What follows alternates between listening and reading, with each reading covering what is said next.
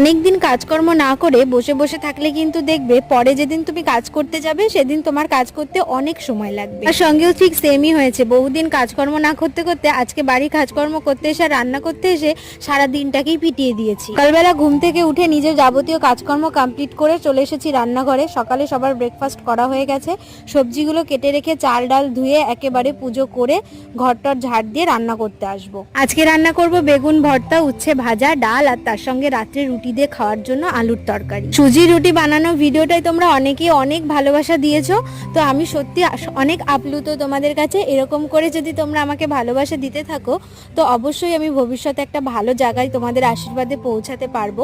তো এইভাবেই ভালোবাসা দিতে থেকো, আর এর জন্য তোমাদেরকে অসংখ্য ধন্যবাদ। তো রান্নাবান্না আমার কমপ্লিট হয়ে গেছে, আর বাবার এই যে ফোনটা দেখতে পাচ্ছ, এটা আমার জীবনের প্রথম ফোন। আমি 1 বছর ইউজ করার পর বাবা এটাকে ইউজ করছে। আজকে তার একটা নতুন জামা হয়েছে।